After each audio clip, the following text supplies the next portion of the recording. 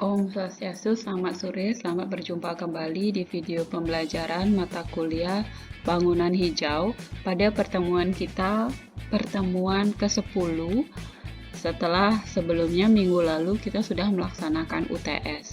Hasil UTS sudah saya periksa, beberapa di antaranya nilainya kurang, tetapi tidak usah berkecil hati, masih ada kesempatan sebenarnya untuk mengejar ketinggalan nilai di UAS dan di tugas-tugas. Ngomong-ngomong soal tugas 1 sudah kita lewati dan sekarang kita harus menghadapi tugas 2. Untuk hari ini absensi akan diselenggarakan bagi kalian kelompok yang berhasil mengumpulkan progres tugas 2, tugas menyusun poster itu sebanyak 50%. Silakan nanti ditunggu linknya di GCR dan deadline-nya. Yang tidak berhasil mengumpulkan tugas berarti saya anggap tidak hadir pada pertemuan kali ini. Pertemuan kali ini kita akan membahas mengenai arsitektur hemat energi. Jadi mata kuliah bangunan hijau ini mata kuliah yang banyak memberikan pengetahuan mengenai istilah-istilah dalam arsitektur yang berhubungan dengan lingkungan, yang berhubungan dengan keberlanjutan, dan salah satunya juga berhubungan dengan hemat energi. Istilah hemat energi ini kita sudah sering temukan, sudah sering kita jalani sebenarnya, tetapi dalam arsitektur bagaimana? Arsitektur yang berlandaskan pada pemikiran meminimalkan penggunaan energi tanpa membatasi atau merubah fungsi bangunan, kenyamanan maupun produktivitas penghuninya dengan memanfaatkan sains dan teknologi mutakhir secara aktif, itulah yang disebut sebagai arsitektur hemat energi. Jadi meminimalkan penggunaan energi tetapi tidak melupakan produktivitas penghuni, kenyamanan penghuni, tidak mengurangi atau membatasi fungsi-fungsi bangunan, sehingga banyak terminologi arsitektur hemat energi ini sebenarnya pada bangunan-bangunan yang sudah berdiri. Kalau bangunan-bangunan dari awal dia berdiri, kemudian bilangnya hemat energi, itu kurang tepat. Biasanya itu adalah konsep bangunan hijau sebenarnya. Tapi kalau konsep arsitektur hemat energi biasanya diterapkan pada bangunan-bangunan yang sudah berdiri. Pada arsitektur hemat energi, dioptimalkan sistem tata udara, tata cahaya, integrasi antara sistem tata udara buatan dan alamiah, sistem tata cahaya buatan alamiah, serta sinergi antara metode pasif dan aktif dengan material dan instrumen hemat energi. Pernyataan arsitektur hemat energi ini juga didukung dengan penggunaan sains dan teknologi yang baru, yang paling baru yang dikenal, kemudian itu yang diterapkan pada arsitektur. Kemudian ada istilah credo form follow function yang pada arsitektur hemat energi bergeser menjadi form follow energi berdasarkan pada prinsip konservasi energi, yaitu non-renewable resources. Beberapa pelopor arsitektur hemat energi ini antara lain adalah Norman Foster, Ingehoven Overdyk, dan Partners. Jadi mereka ini semua adalah arsitek yang punya pemikiran mengenai rancangannya harus hemat energi.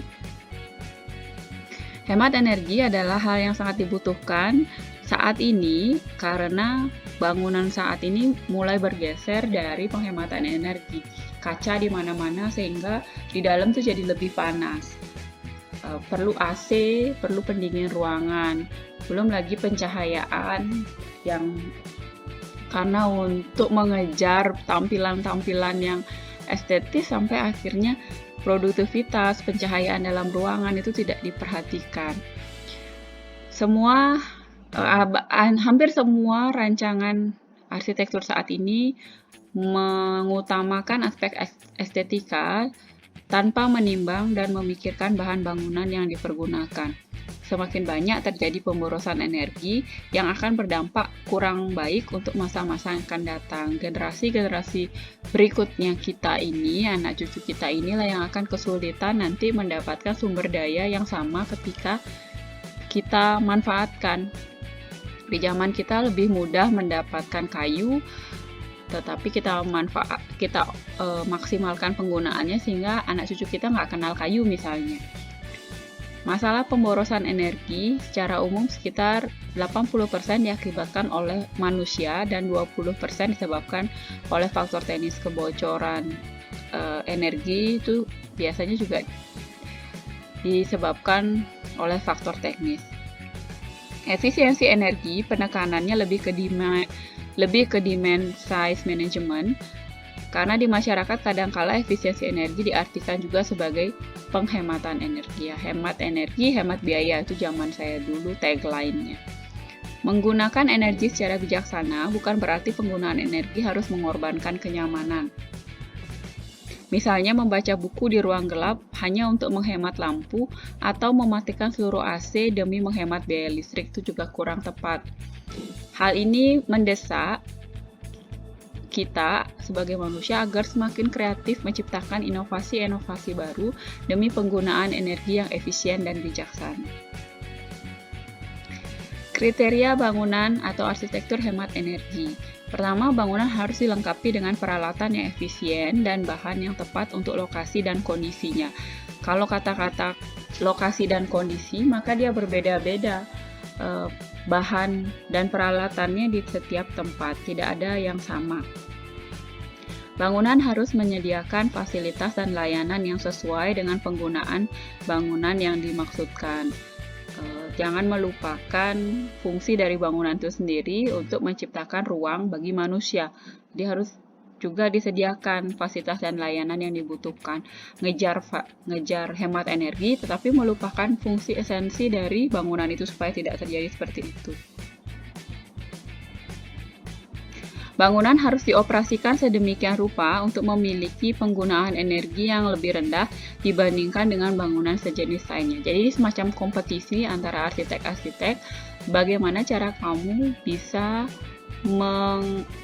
meyakinkan bahwa rancangan kamu itu lebih hemat energi dibandingkan dengan fungsi yang sejenis, bangunan dengan fungsi yang sejenis. Harus ada inovasi-inovasi. Prinsip-prinsip bangunan hemat energi. Yang pertama tentu saja adalah hemat energi itu sendiri, yaitu meminimalkan bahan bakar serta energi listrik dan memaksimalkan energi alam sekitar yang ada, yang gratis. Matahari sebagai cahaya dan energi di waktu pagi hingga sore hari. Kemudian yang kedua, memperhatikan kondisi iklim. Bangunan yang didesain haruslah memperhatikan kondisi iklim di sekitar site.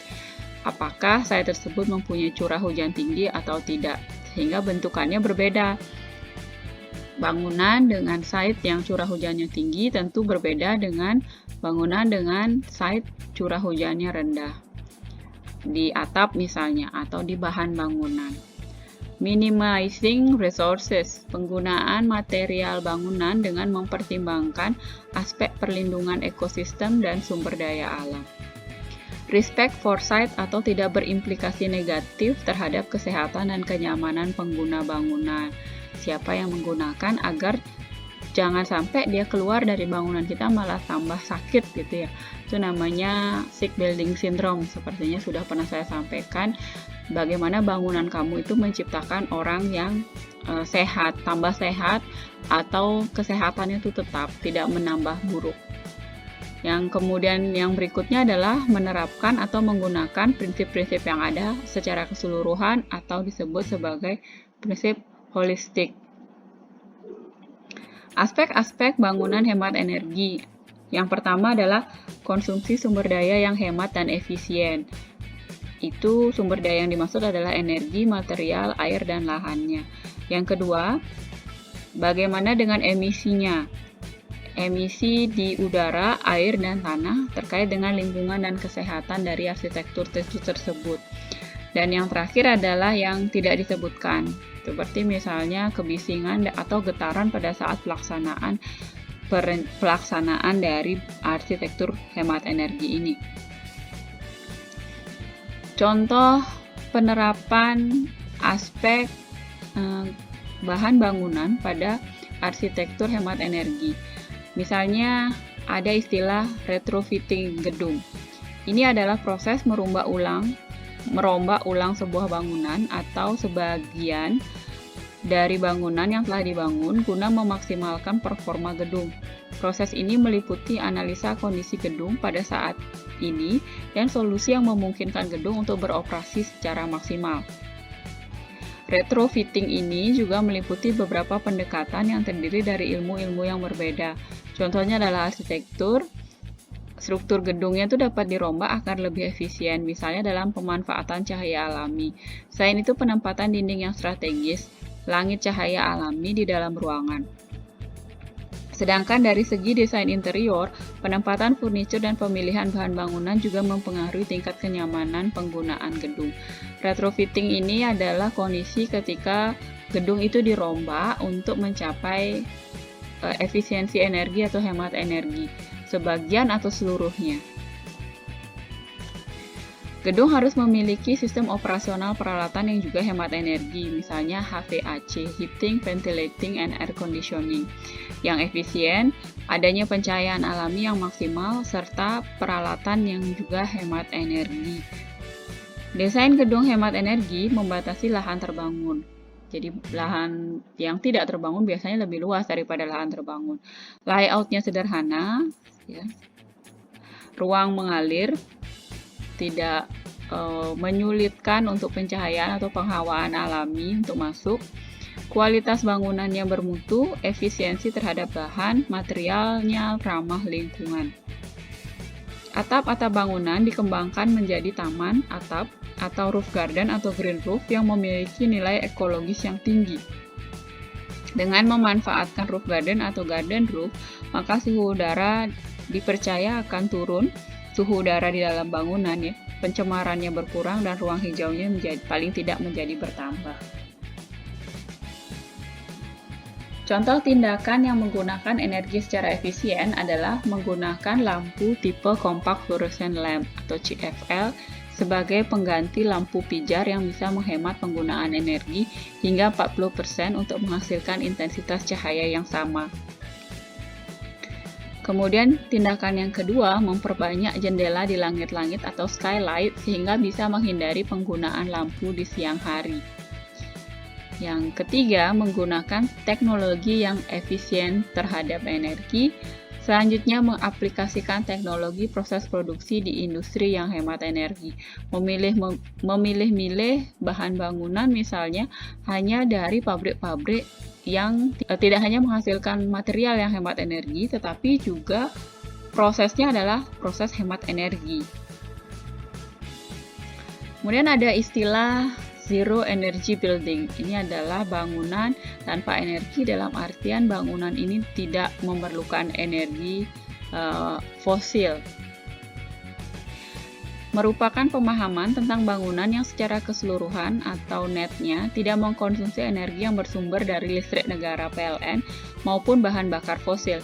Dengan kata lain, Zero Energy Building atau ZEB merupakan konsepsi bangunan yang dapat mencukupi kebutuhan energinya sendiri dari sumber energi terbarukan seperti matahari, angin, air, bahan bakar nabati, biomas, dan biogas. Jadi, mereka 100% tidak menggunakan bahan bakar fosil ataupun listrik yang dia pakai itu adalah sumber daya atau energi terbarukan.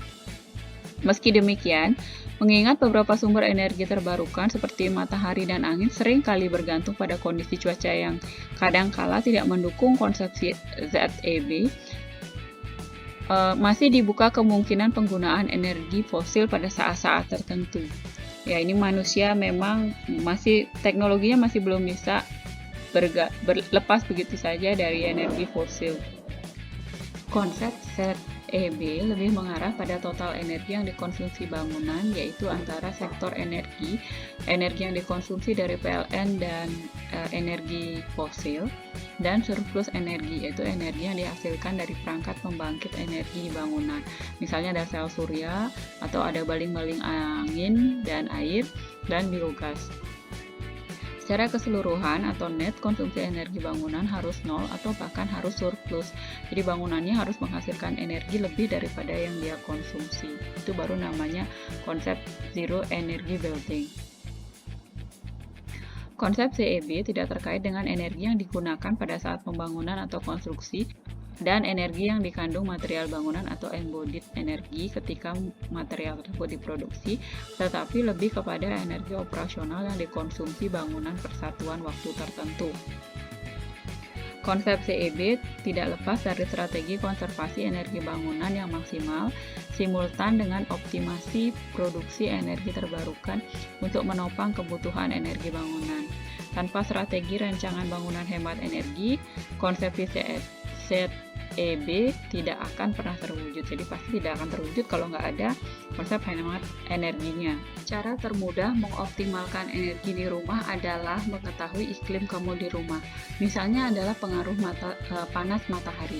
Sinar matahari dapat berfungsi sebagai penerangan alami di siang hari dalam rumah. Selain itu, sinar matahari pagi juga dapat dimanfaatkan agar ruangan tidak terasa lembab dan pengap. Namun, sinar matahari yang masuk ke dalam rumah perlu diperhatikan supaya tidak terlalu panas atau silau. Caranya, menentukan letak ruang dalam rumah yang disesuaikan dengan orientasi matahari. Contohnya, daerah hunian diusahakan berada di daerah timur, sebab matahari pagi akan menyinari daerah-daerah timur itu. Kalau kamu taruh ruangan-ruangan untuk hunian seperti ruang tidur berada di sisi barat, maka sinar matahari yang ada di sore hari itu menyinari sisi barat sampai akhirnya kamu harus istirahat. Jadi ruangannya akan terasa panas di malam hari. Kemudian sinar matahari didistribusikan merata pada penyinaran sekitar pukul 8 sampai pukul 4 sore. Membuat titisan atau tritisan rumah yang cukup lebar hingga menahan sinar matahari langsung yang kuat masuk ke dalam ruang dalam. Kamu juga bisa menanam pohon pelindung pada arah mentari sore, yaitu di sisi barat. Lalu memasang penutup langit-langit supaya panas matahari tidak dirasakan langsung. Itulah sebabnya kenapa orang Indonesia jarang menggunakan loteng ya untuk tempat tidur, karena daerah di bawah atap itu lebih panas dibandingkan daerah di bawahnya, sehingga kita perlu adanya plafon. Lalu kamu mengetahui juga pengaruh hujan, angin, dan lingkungan selain pengaruh iklim dan panas matahari tadi. Building and Construction Authority Academy atau BCAA itu adalah suatu bangunan yang menerapkan, salah satu bangunan yang menerapkan ZEB. Itu yang didirikan tanggal 26 Oktober 2011. Jadi ini di Singapura yang diklaim sebagai bangunan pertama yang retrofitted building. Jadi bangunannya itu yang kalau kamu ingat, retrofitted itu dirombak atau dia direnovasi sebagian untuk menjadi bangunan hemat energi. Istilah retrofitted ini dipakai pada bangunan BCAA ini karena bangunan ini adalah sebuah renovasi dari gedung yang sebelumnya sudah berdiri sejak tahun 94. Sementara ZEB itu dipakai pada bangunan yang dibangun dari nol. Gedung ini berlantai 3, luas totalnya 3000 meter persegi, dan dia adalah bagian dari BCAA. Jadi disebut sebagai ZEB FBCAA. Contohnya seperti ini. Bangunannya seperti ini, kondisinya ya. Ada kacanya, tetapi bukan berarti kaca-kaca ini tidak hemat energi.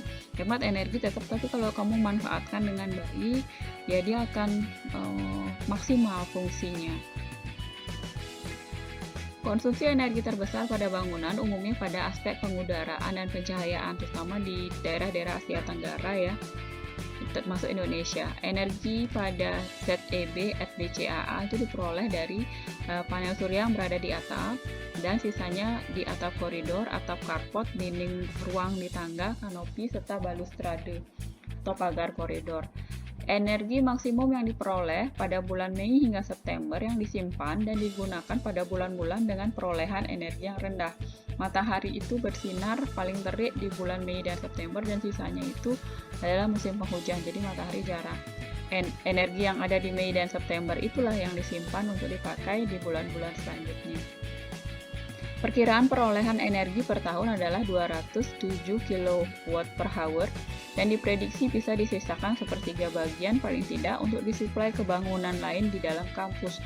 Energi lain seperti angin, air, atau bahan nabati belum bisa diterapkan pada bangunan ini. Ketersediaan di BCAA terbatas. Gedung ZEB FBCAA juga menjadi laboratorium uji teknologi yang paling efektif guna diaplikasikan pada ZEB selanjutnya. Bagi bangunan tropis, kebutuhan utama pengudaraan adalah menyediakan udara sejuk dan segar ke dalam ruangan. Pada ZEB FBCAA, kebutuhan ini diperoleh melalui sistem pasif dan aktif.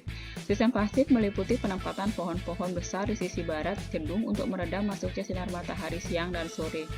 Selanjutnya, kanopi-kanopi dipasang untuk menaungi jendela di sisi barat. Kanopi ini ada yang merupakan panel surya dan ada yang berupa bidang pemantul.